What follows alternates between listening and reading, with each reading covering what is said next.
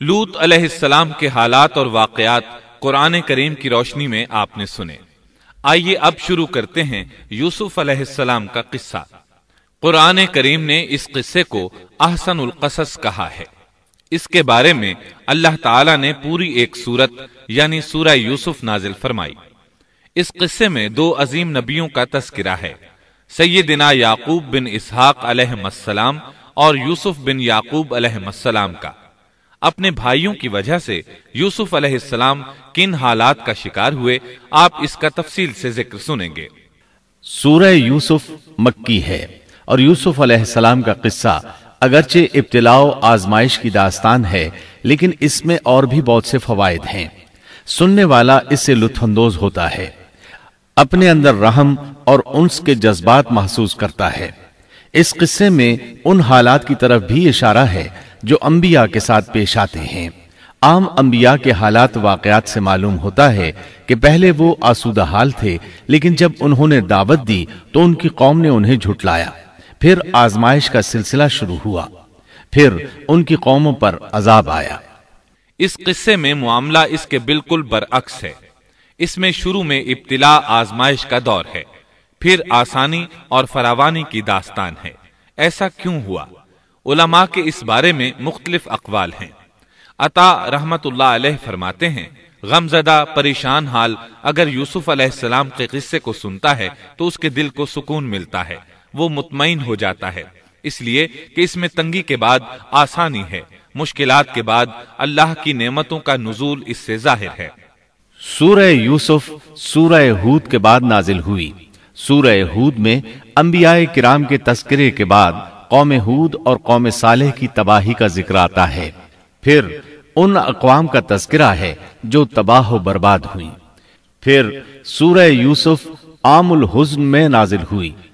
یہ وہ سال تھا جس میں نبی صلی اللہ علیہ وسلم کے چچا ابو طالب فوت ہوئے۔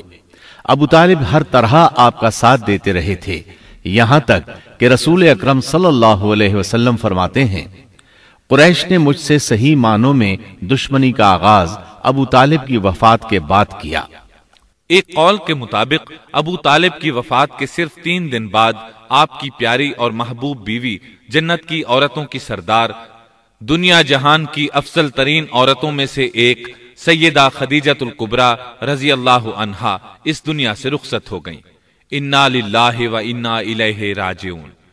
یہاں تک کہ ابن عباس رضی اللہ عنہما فرماتے ہیں، ان رسول اللہ صلی اللہ علیہ وسلم خط 4 خطوط ثم قال اتدرون لما خططت هذه الخطوط قالوا لا قال افضل نساء الجنة 4 مريم بنت عمران وخديجة بنت خويلد وفاطمة بنت محمد وآسية بنت مزاحم۔ رسول اللہ صلی اللہ علیہ وسلم نے 4 خط کھینچے، پھر صحابہ کرام کو مخاطب کر کے فرمایا، جانتے ہو یہ خط میں نے کیوں کھینچے ہیں؟ انہوں نے کہا ہم نہیں جانتے۔ تو آپ صلی اللہ علیہ وسلم نے فرمایا، جنت کی افضل ترین عورتیں 4 ہیں، ایک مریم بنت عمران، دوسری خدیجہ بنت خویلد، تیسری فاطمہ بنت محمد اور چوتھی فرعون کی بیوی آسیہ بنت مزاحم رضی اللہ عنہن اجمعین۔ سیدہ خدیجہ رضی اللہ عنہا اور ابو طالب کی وفات کا آپ صلی اللہ علیہ وسلم کو بہت شدید صدمہ ہوا۔ تب آپ کی تسلی کے لیے اللہ تعالیٰ نے سورہ یوسف نازل فرمائی اور آپ کو یقین دلایا کہ تنگی کے بعد فراخی ہوتی ہے، اور اس صورت میں سبق آموز واقعات اور عبرتوں کا تذکرہ یکجا کر دیا گیا ہے، جبکہ دوسرے انبیاء کے قصے قرآن اور احادیث میں مختلف مقامات پر ہیں۔ یہ قصہ قرآن کریم میں ایک جگہ کیوں ذکر کیا گیا، اس میں کیا حکمت تھی، اور باقی قصے مختلف مقامات پر کیوں بکھرے ہوئے ہیں، اس بارے میں علامہ قرطبی رحمت اللہ علیہ فرماتے ہیں، اللہ تعالیٰ نے انبیاء علیہ السلام کے قصے تکرار کے ساتھ ذکر کیے ہیں۔ ایک ہی بات کو بلاغت و بیان کے اصول کے تحت مختلف پیرائے میں ذکر کیا ہے۔ جیسا کہ ابراہیم علیہ السلام کا قصہ ہے، جب اللہ کے برگزیدہ فرشتے ان کے پاس آئے تو ان کے آنے پر ابراہیم علیہ السلام نے جو مہمان نوازی کی اس کو مختلف انداز میں بیان کیا گیا ہے۔ ایک جگہ فرمایا أن جاء بعجل حنيذ، وہ بغیر کسی تاخیر کے بھنا ہوا بچڑا لے آئے۔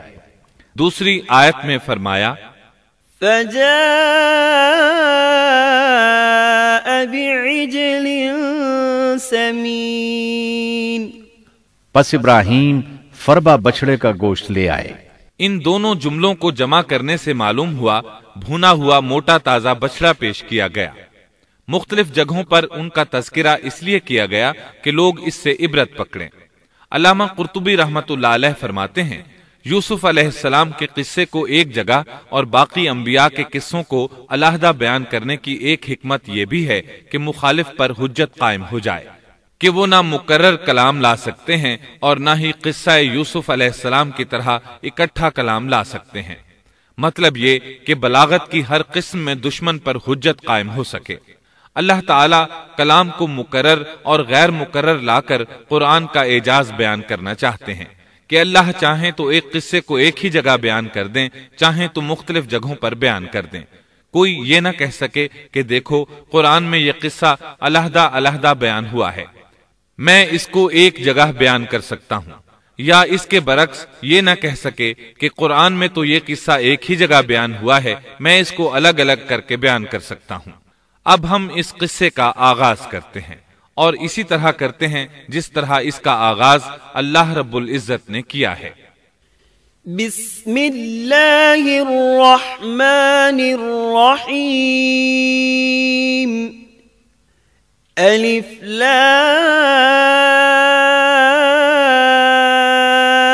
را، تلك آیات الكتاب المبین، إنا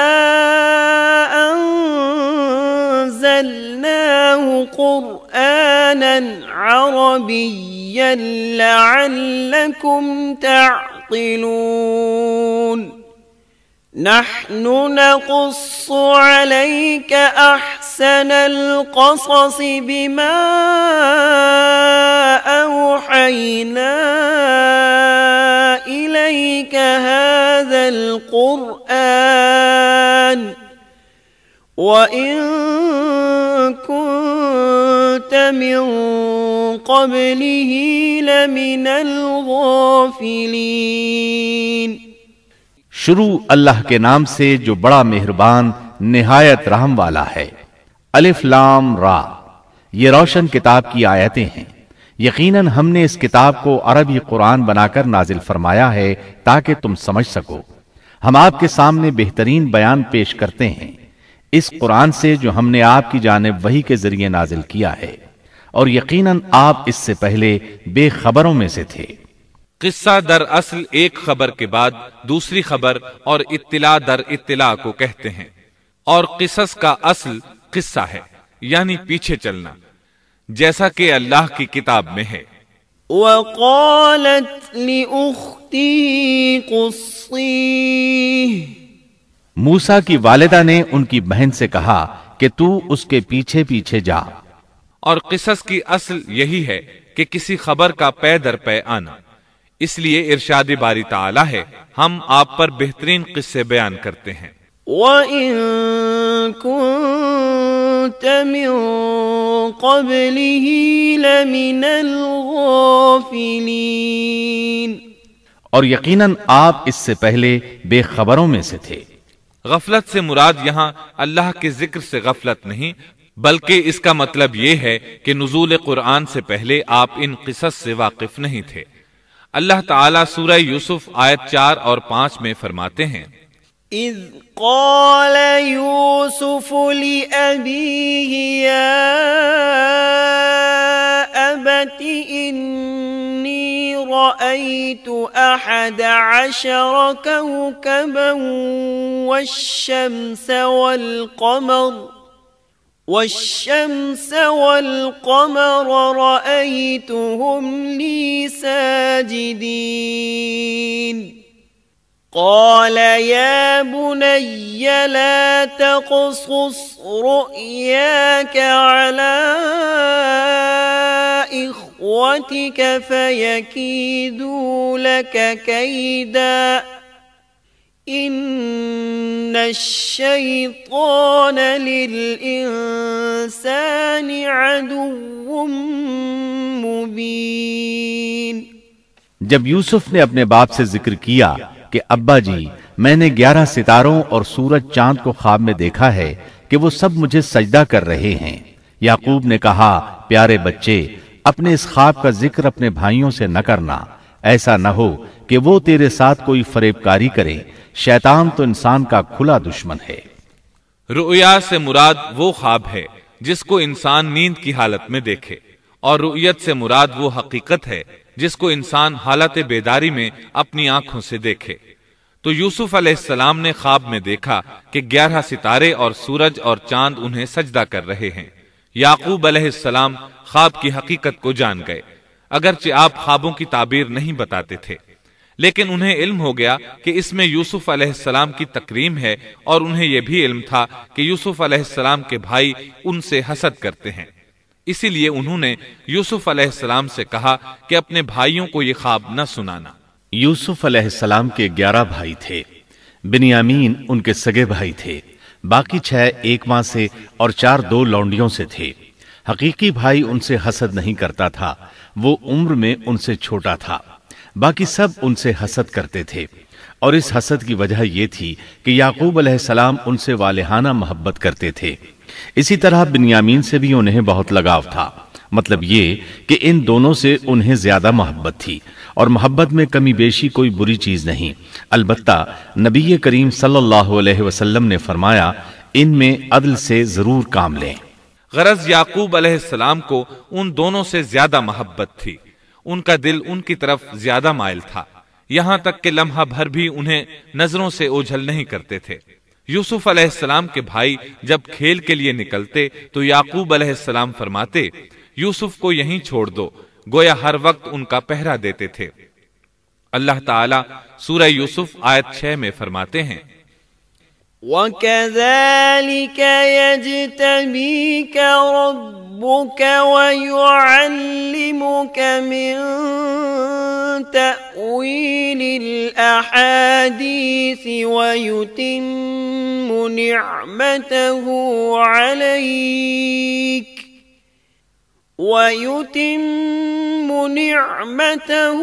عَلَيْكَ وَعَلَى آلِ يَعْقُوبَ كَمَا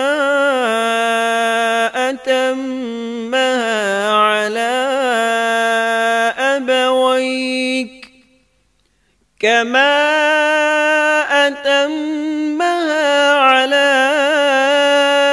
أبويك من قبل إبراهيم وإسحاق إن ربك عليم حكيم۔ اور اسی طرح تجھے تیرا پروردگار برگزیدہ کرے گا، اور تجھے معاملہ فہمی یعنی خوابوں کی تعبیر بھی سکھائے گا، اور اپنی نعمت تجھے بھرپور عطا فرمائے گا، اور یعقوب کے گھر والوں کو بھی، جیسے کہ اس نے اس سے پہلے تیرے دادا اور پردادا یعنی ابراہیم و اسحاق کو بھی بھرپور اپنی نعمت دی۔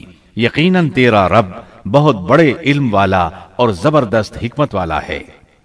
یعنی آپ کو منتخب کر لیا اور تمام بھائیوں سے آپ کو چن لیا، اور یعقوب علیہ السلام کے سارے بیٹوں سے آپ کا انتخاب کیا، اور اس دور کے لوگوں میں سے آپ کو نبوت دینے کا ارادہ کیا۔ مزید یہ کہ وہ لوگوں کو خوابوں کی تعبیر بھی بتاتے تھے، اور آیت میں جس نعمت کا ذکر ہے اس سے مراد نبوت کی نعمت ہے، اور یہ قصہ اللہ تعالیٰ نے نصیحت کے لیے ذکر کیا ہے۔ اللہ تعالیٰ سورہ یوسف آیت 7 اور 8 میں فرماتے ہیں لقد كان في يوسف وإخوته آيات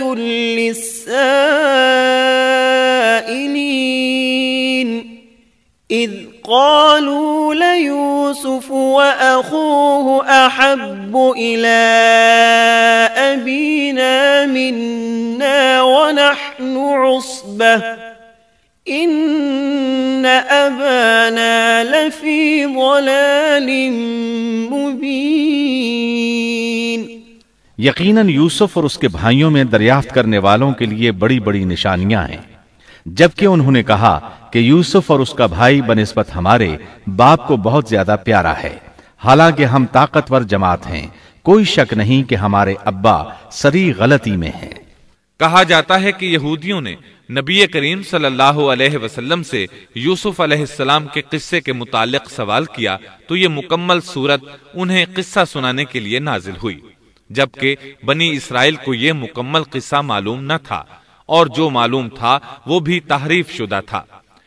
قرآن ان کی اس تحریف کو واضح کرنے کے لیے بھی نازل ہوا، اور جو بھی بنی اسرائیل کا شخص یا کوئی اور اس کے متعلق پوچھے گا اس کے لیے عبرتیں اور نصیحتیں ہیں۔ یوسف کے بھائیوں نے کہا کہ ہمارا باپ یوسف اور اس کے بھائی سے زیادہ محبت کیوں کرتا ہے، جبکہ ہم ایک جماعت ہیں۔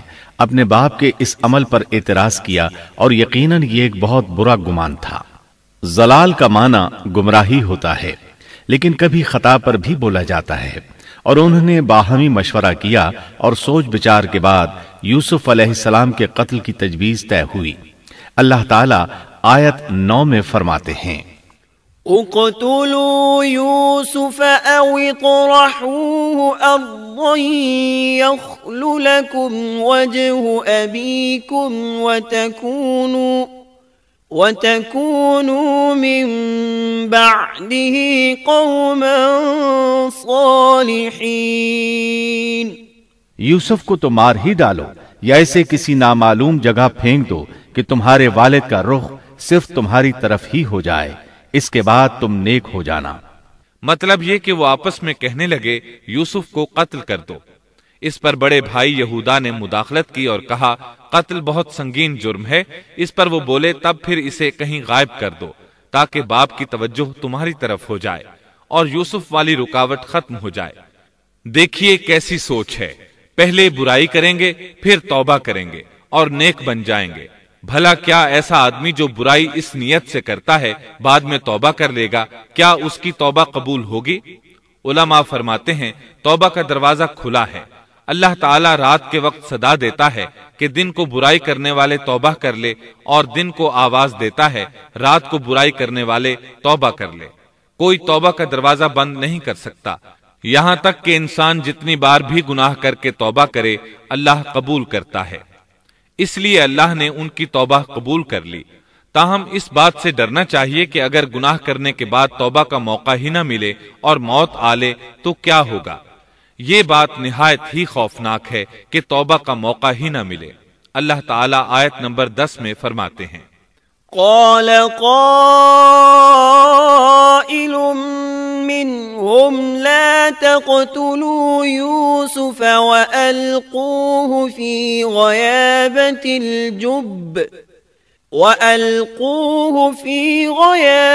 الجب يلتقطه بعض السيارة إن كنتم فاعلين۔ ان میں سے ایک نے کہا یوسف کو قتل تو نہ کرو بلکہ اسے کسی اندھے کنویں کی تہ میں ڈالاؤ کہ اسے کوئی آتا جاتا قافلہ اٹھا لے جائے، اگر تمہیں کرنا ہی ہے تو یوں کرو۔ یہودا نے انہیں قتل سے روکا اور کہا قواسم کے راستے میں اموقی نام کا کنواں ہے، اسے اس میں ڈال دو، کوئی گزرتا ہوا قافلہ اسے اٹھا لے جائے گا، اس سے نجات ہی پانا چاہتے ہو تو یہ کام کرو۔ سب نے اس بات سے اتفاق کیا۔ اب اپنے باپ کے پاس گئے، باپ سے انہوں نے جو کہا آیت 11 اور 12 میں آتا ہے، قالوا يا أبانا ما لك لا تأمنا على يوسف وإنا له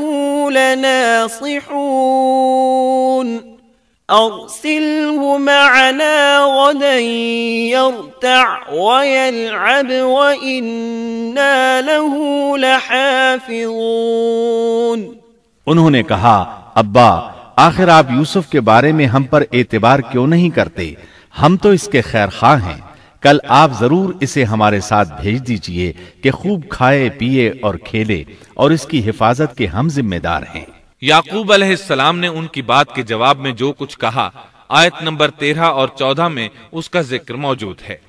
قال إني ليحزنني أن تذهبوا به وأخاف أن يأكله الذئب وأنتم عنه غافلون قالوا لئن أكله الذئب ونحن عصبة إنا إذا لخاسرون। याकूब ने कहा, इसे तुम्हारा ले जाना मुझे तो सख्त सदमा देगा, और मुझे ये भी खटका लगा रहेगा कि तुम्हारी गफलत में इसे भेड़िया खा जाए। उन्होंने जवाब दिया कि हम जैसी जोरावर जमात की मौजूदगी में भी अगर इसे भेड़िया खा जाए तो हम बिल्कुल निकम्मे ही हुए।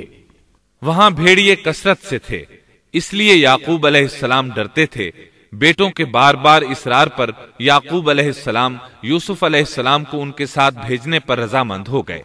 अल्लाह ताला आयत 15 में फरमाते हैं, فلما ذهبوا به وأجمعوا أن يجعلوه في غيابة الجب وأوحينا إليه لتنبئنهم بأمرهم هذا وهم لا يشعرون۔ फिर जब उसे ले चले और सब ने मिलकर ठान लिया कि उसे गैर आबाद गहरे कुएं की तह में फेंक दें, हमने यूसुफ की तरफ वही की कि यकीनन वक्त आ रहा है कि तू उन्हें इस माजरे की खबर इस हाल में देगा कि वो जानते ही न होंगे। बाज रिवायात के मुताबिक उन्होंने रास्ते में यूसुफ अलैहिस्सलाम को मारा पीटा, बुरा भला कहा, और ऐसा करना उनके लिए मामूली बात थी, क्योंकि वो तो कत्ल के दरपे थे। आखिरकार कुएं के पास पहुंचे और मशवरे के मुताबिक उन्हें कुएं में डाल दिया। यूसुफ अलैहिस्सलाम कुएं में एक पत्थर पर गिरे, यानी पानी में न गिरे। आप उस पत्थर पर बैठ गए। अल्लाह ताला की तरफ से उन्हें तसल्ली दी गई कि आप परेशान न हों, बहुत जल्द आप कुएं से निकलेंगे और उन्हें उनके इस घिनौने फेल के बारे में बतलाएंगे, और उन्हें इस बात का गुमान भी नहीं होगा कि ऐसा वक्त भी आएगा। यूसुफ अलैहिस्सलाम को कुएं में डालने के बाद उन्होंने घर जाने की तैयारी की। आयत नंबर 16 में आता है, वजाऊ अबाहुम इशाअन यबकून, और इशा के वक्त वो सब अपने बाप के पास रोते हुए पहुंचे। इमाम आमश काजी शुरह रहमतुल्लाह अलैह की मजलिस में बैठे थे। एक औरत आई, उसका एक आदमी से झगड़ा था। वो बहुत शिद्दत से रो रही थी। आमश बोले, आप देखते नहीं ये किस बुरी तरह रो रही है।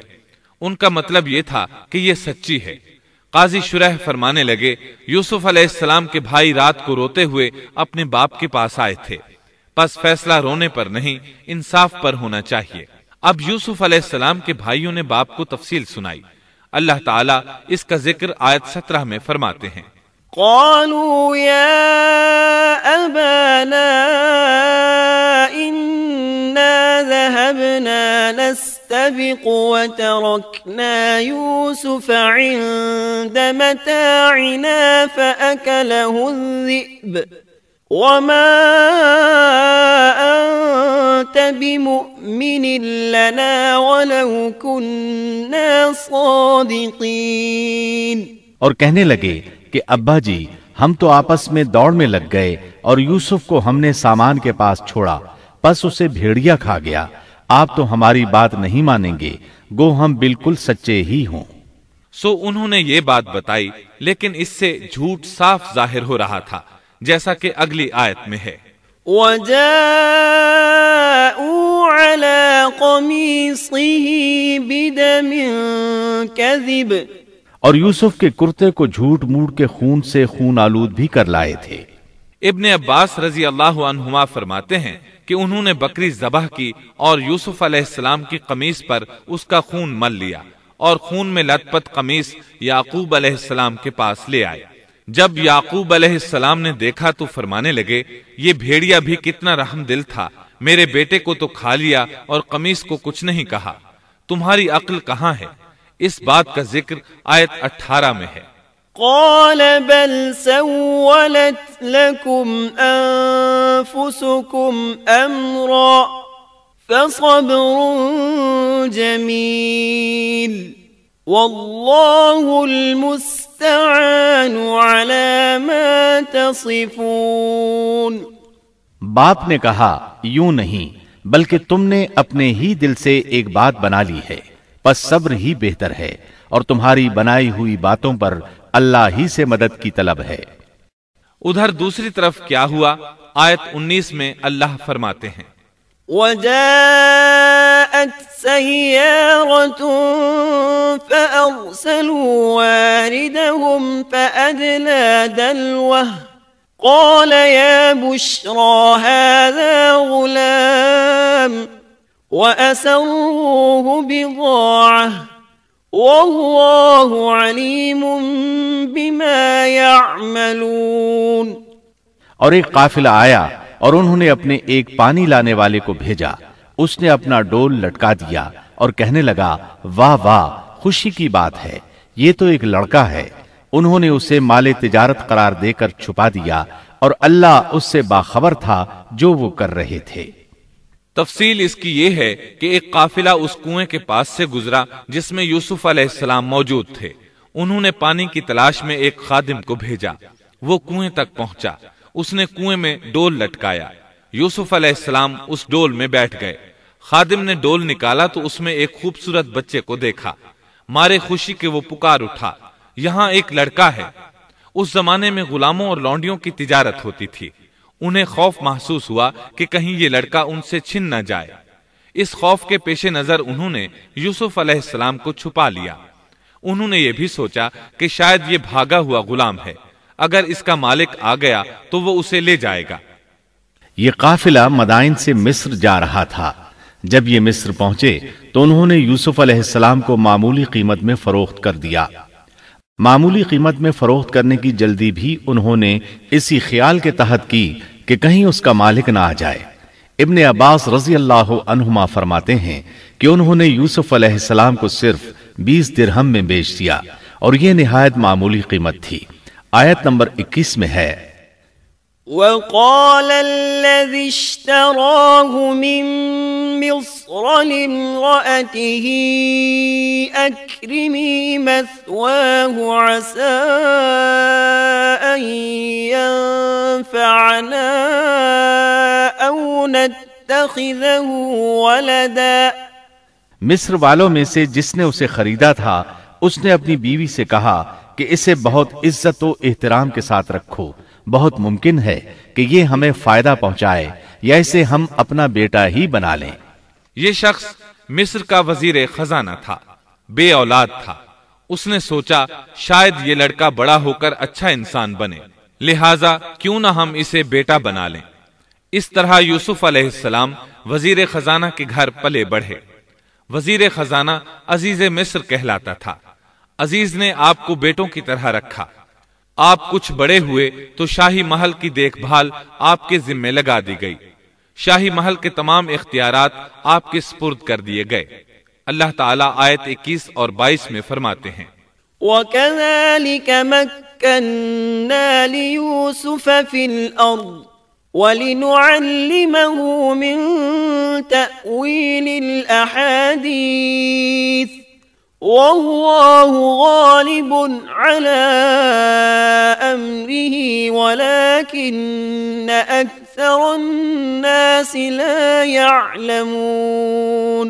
وَلَمَّا بَلَغَ أَشُدَّهُ آتَيْنَاهُ حُكْمًا وَعِلْمًا وَكَذَلِكَ نَجْزِي الْمُحْسِنِينَ۔ یوں ہم نے مصر کی سرزمین میں یوسف کا قدم جما دیا کہ ہم اسے خواب کی تعبیر کا کچھ علم سکھا دیں۔ اللہ اپنے ارادے پر غالب ہے، لیکن اکثر لوگ بے علم ہوتے ہیں۔ اور جب یوسف पुख्तगी की उम्र को पहुंच गए तो हमने उसे कुव्वत फैसला और इल्म दिया।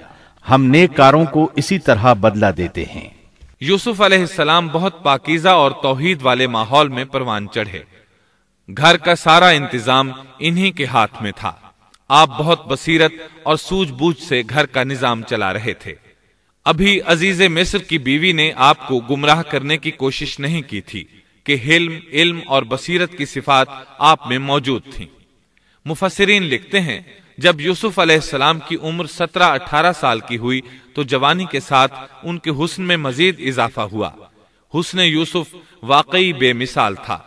नबी अकरम सल्लल्लाहु अलैहि वसल्लम फरमाते हैं, मेराज की रात मेरी मुलाकात यूसुफ अलैहिस्सलाम से हुई। ऐसा लगता था कि दुनिया का निस्फ हुस्न यूसुफ अलैहिस्सलाम को मिला है। मुफस्सिरीन इसकी वजाहत करते हैं कि हुस्न को अल्लाह ताला ने 2 हिस्सों में तकसीम किया है। आधा हुस्न यूसुफ अलैहिस्सलाम को दिया और आधा बाकी सारी मखलूक में तकसीम कर दिया। अल्लाहु अकबर, ये है हुस्न यूसुफ।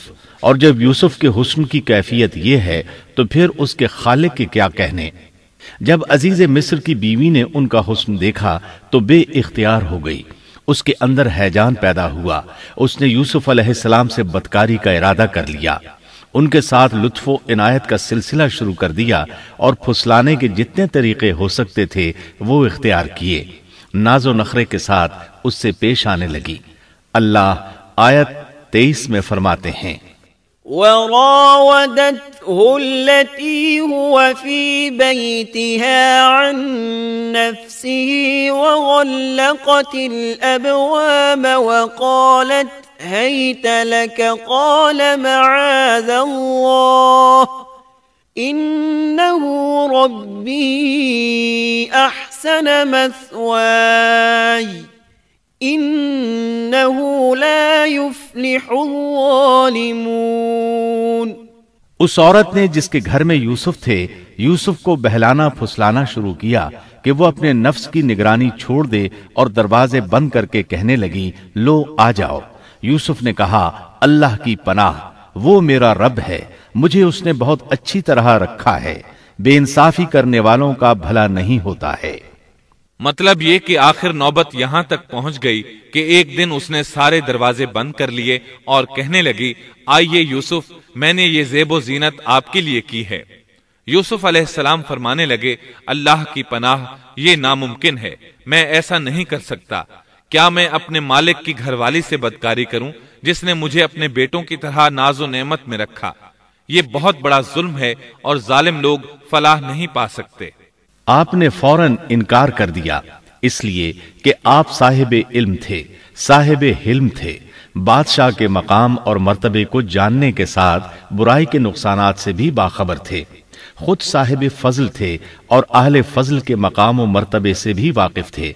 कुरान करीम की आयत आपकी तहारत और पाकीज़गी बयान कर रही हैं। आयत 24 में है, वलक़द हम्मत बिही वहम्म बिहा लौला अर्रआ बुरहान रब्बिह। उस औरत ने यूसुफ का कस्द किया और यूसुफ उसका कस्द करते अगर वो अपने परवरदिगार की दलील न देखते। यूसुफ अलैहिस्सलाम ने इसका इरादा नहीं किया, यहां तक कि अल्लाह ताला की मेहरबानी से उनके दिल में इस गुनाह का ख्याल तक नहीं आया। अल्लाह ताला ने आखिर आपको इल्म भी दिया था और हिल्म भी। आप बादशाह के मर्तबे से वाकिफ थे, नेक थे, जानते थे जानी कभी फलाह नहीं पा सकता, बल्कि आपने तो फौरन कह दिया, अल्लाह की पनाह, मैं ऐसा हरगिज नहीं कर सकता। इतनी बड़ी आजमाइश में उनके दिल में ख्याल आना मुमकिन था। जैसा कि सख्त गर्मी और प्यास की हालत में किसी को ठंडे पानी का गिलास मिले तो दिल में पानी पी लेने का ख्याल जरूर आता है, लेकिन फिर याद आता है कि वो रोजे से है।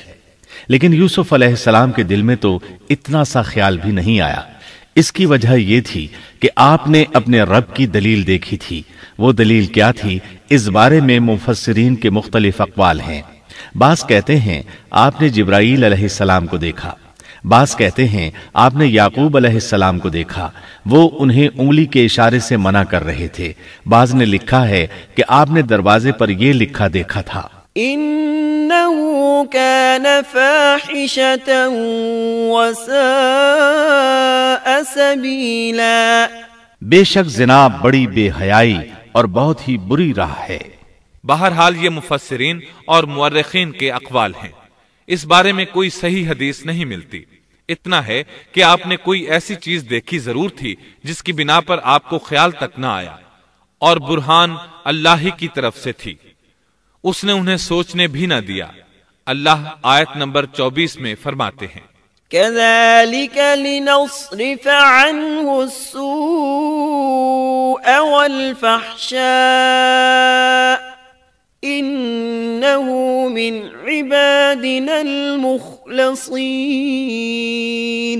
اس طرح ہم نے انہیں اس برائی اور بے حیائی سے بچا لیا کیونکہ وہ ہمارے مخلص بندوں میں سے تھے. اللہ نے آپ کو صرف زنا سے نہیں برائی سے بھی بچا لیا. یہ اس بات کی دلیل ہے کہ آپ نے ارادہ تک نہیں کیا. پھر اسی آیت میں اللہ نے آپ کو اپنا برگزیدہ بندہ فرمایا، اور یہ ممکن ہی نہیں کہ کوئی انسان اللہ کے برگزیدہ بندوں میں سے بھی ہو اور پھر کفر بھی کرے. ہرگز ممکن نہیں. انبیاء ایسی باتوں سے پاک رہتے ہیں. عزیز مصر کی بیوی نے اصرار کیا، آپ کو مجبور کیا، اور لگی چمٹنے تو یوسف علیہ السلام وہاں سے بھاگے. عزیز کی بیوی آپ کے پیچھے بھاگی. اللہ تعالیٰ نے آیت 25 میں اس واقعے کو یوں بیان فرمایا ہے واستبق الباب وقدت قميصه من دبر وألف يا سيدها لدى الباب قالت ما جزاء من أراد بأهلك سوءا إلا أن يسجن أو عذاب أليم. اور دونوں دروازے کی طرف دوڑے اور اس عورت نے یوسف کا کرتا پیچھے کی طرف سے کھینچ کر پھاڑ ڈالا اور دروازے کے پاس ہی عورت کا شوہر دونوں کو مل گیا تو کہنے لگی جو شخص تیری بیوی کے ساتھ برا ارادہ کرے بس اس کی سزا یہی ہے کہ اسے قید کر دیا جائے یا اور کوئی دردناک سزا دی جائے. سیدنا یوسف علیہ السلام خود کو بچانے کے لیے دروازے کی طرف دوڑ پڑے تھے. یہ پیچھے دوڑی. دروازہ بند تھا. ابھی آپ دروازہ کھولنے کی کوشش کر رہے تھے کہ اس نے پیچھے سے آپ کی قمیص پکڑ لی. جھٹکا جو لگا تو قمیص پیچھے سے پھٹ گئی. اسی دوران دروازہ کھل گیا اور عزیز مصر اندر داخل ہوا. اس نے یہ منظر اپنی آنکھوں سے دیکھا کہ اس کی بیوی زیب و زینت کے ساتھ بند سنور کر یوسف علیہ السلام کے بالکل پیچھے کھڑی ہے. اسی وقت اس نے خود کو الزام سے بچانے کے لیے کہہ دیا جو تیری بیوی کے ساتھ برائی کا ارادہ رکھتا ہے اس کا کیا بدلہ ہے. پھر خود ہی کہنے لگی اسے قید خانے میں بند کر دینا چاہیے. ایسا اس نے اس لیے کہا کہیں وہ یوسف علیہ السلام کو قتل نہ کر دے. ادھر یوسف علیہ السلام نے بھی فوراً اپنا دفاع کیا اور کہا میں مجرم نہیں بلکہ یہ ساری کارستانی اس کی اپنی ہے. آیت 26 اور 27 میں ہے قال هي راودتني عن نفسي وشهد شاهد من أهلها إن كان قميصه قد من قبل فصدقت وهو من الكاذبين وَإِن كَانَ قَمِيصُهُ قُدَّ مِن دُبُرٍ فَكَذَبَتْ وَهُوَ مِنَ الصَّادِقِينَ. یوسف نے کہا یہ عورت ہی مجھے پھسلا رہی تھی اور عورت کے قبیلے ہی کے ایک شخص نے گواہی دی کہ اگر اس کا کرتا آگے سے پھٹا ہوا ہو تو عورت سچی ہے اور یوسف جھوٹ بولنے والوں میں سے ہے، اور اگر اس کا کرتا پیچھے کی جانب سے پھٹا ہوا ہو تو عورت جھوٹی ہے اور یوسف سچوں میں سے ہے. یہ گواہ کون تھا؟ اس بارے میں دو قسم کی روایات ہیں. پہلی روایت یہ ہے کہ وہ دودھ پیتا بچہ تھا. اس نے کہا کہ اس عورت نے بہکایا ہے اور یہ اللہ کا معجزہ تھا. دوسری روایت یہ ہے کہ عزیز مصر کے ساتھ اس کا چچا زاد تھا. اس نے کہا قمیص دیکھو کہاں سے پھٹی ہے، پیچھے سے پھٹی ہے تو یوسف سچے، اور آگے سے پھٹی ہے تو پھر وہ سچی ہے، یوسف جھوٹے ہیں. آیت نمبر 28 میں آتا ہے فَلَمَّا فلما رأى قميصه قد من دبر قال إنه من كيدكن إن كيدكن عظيم۔ سو جب خاوند نے دیکھا کہ یوسف کا کرتا پیٹھ کی جانب سے پھٹا ہوا ہے تو صاف کہہ دیا کہ یہ تو عورتوں کی چال بازی ہے، بے شک تمہاری چال بازی بہت بڑی ہے۔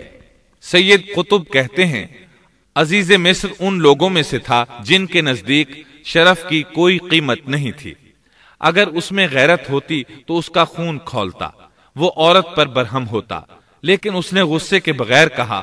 آیت 29 میں ہے یوسف اعرض عن هذا واستغفری لذنبک انکی کنت من الخاطئین۔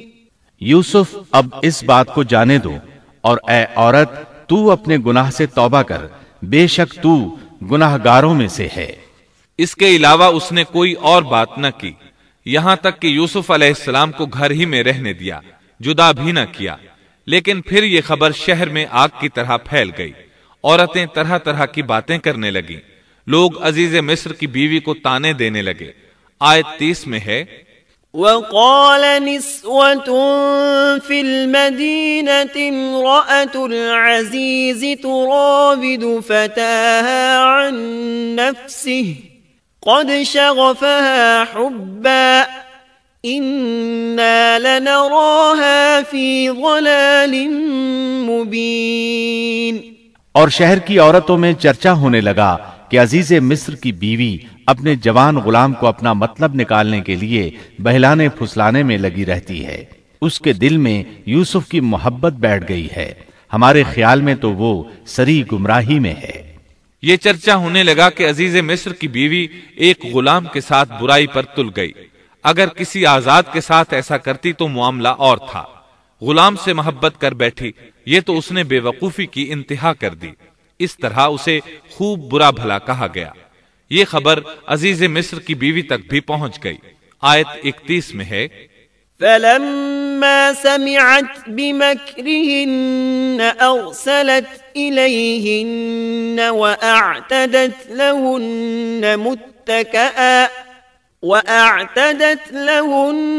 متكئا وآتت كل واحدة منهن سكينا وقالت اخرج عليهن فلما رأينه أكبرنه وقطعن أيديهن وقلن حاش لله ما هذا بشرا إن هذا إلا ملك کریم۔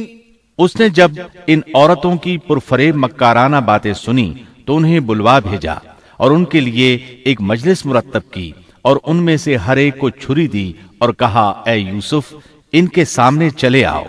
ان عورتوں نے جب اسے دیکھا تو بہت بڑا جانا اور اپنے ہاتھ کاٹ لیے اور زبان سے نکل گیا کہ اللہ کی پناہ، یہ انسان تو ہرگز نہیں، یہ تو یقیناً کوئی بہت ہی بزرگ فرشتہ ہے۔ وضاحت اس کی یہ ہے کہ اس عورت نے اپنے گھر میں ایک دعوت کا انتظام کیا، تمام عورتوں کو اس دعوت میں بلایا، دعوت کا انتظام اس طرح کیا کہ سب کے لیے ایک تکیہ لگایا، پھل سامنے رکھے اور ہر ایک کو ایک ایک چھری تھما دی، ساتھ ہی یوسف علیہ السلام سے کہا کہ مجلس میں آ جائیں۔ جب یوسف علیہ السلام آئے تو وہ انہیں دیکھ کر مبہوت رہ گئیں، ان کے حسن سے اس قدر متاثر ہوئیں کہ اپنا ہوش نہ رہا اور پھلوں کے بجائے اپنے ہاتھ کاٹ ڈالے، لیکن اس کا انہیں احساس تک نہ ہوا۔ سبحان اللہ، کیا حسن تھا جس کی وجہ سے انہوں نے اپنے ہاتھ کاٹ لیے اور خبر تک نہ ہوئی۔ کہنے لگیں یہ تو کوئی فرشتہ معلوم ہوتا ہے، انسان اتنا خوبصورت کیسے ہو سکتا ہے۔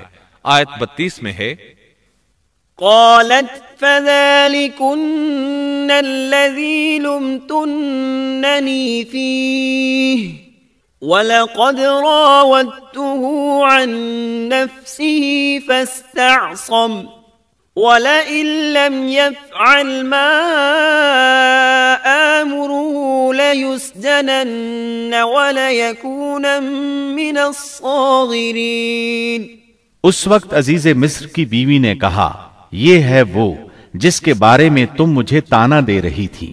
میں نے ہر چند اس سے اپنا مطلب حاصل کرنا چاہا، لیکن یہ بال بال بچا رہا، اور جو کچھ میں اس سے کہہ رہی ہوں اگر یہ نہ کرے گا تو یقیناً یہ قید کر دیا جائے گا، اور بے شک یہ بہت ہی بے عزت ہوگا۔ یہ آیت اس بات کی واضح دلیل ہے کہ یوسف علیہ السلام نے برائی کا ارادہ نہیں کیا تھا۔ پھر بات یہیں پر ختم نہیں ہو گئی، بلکہ تمام عورتیں یوسف علیہ السلام پر ٹوٹ پڑیں۔ ان میں سے ہر ایک کی خواہش تھی کہ یوسف علیہ السلام اس سے محبت کریں اور بے حیائی کا ارتکاب کریں۔ اپنی عزت اور شرف کو انہوں نے خاک میں ملا دیا۔ یوسف علیہ السلام کے حسن پر فریفتہ ہو گئیں۔